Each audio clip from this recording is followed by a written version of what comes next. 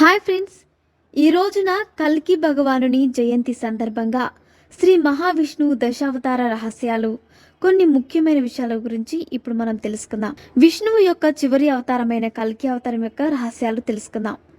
శిక్షించబడ్డ వారిని కాపాడడానికి కల్కి భగవానుడు పశుపక్షి మానుష్యాది రూపాలలో భూలోకంలోని కొలువుతాడని వివిధ మతాల వారి నమ్మకం.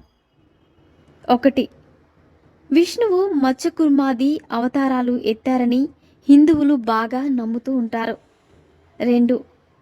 పరమ విజ్ఞానం బుద్ధుడుగాను బోధిసత్వులుగాను అవతారం ఎత్తుతారని బౌద్ధులు. 3.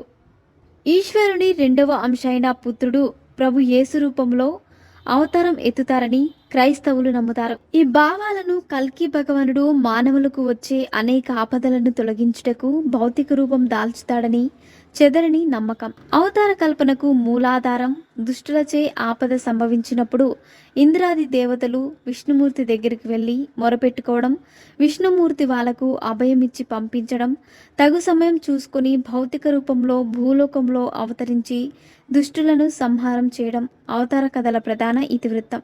మరిన్ని ఇంట్రెస్టింగ్ అప్డేట్స్ కోసం మా ఛానల్ని సబ్స్క్రైబ్ చేసుకోండి.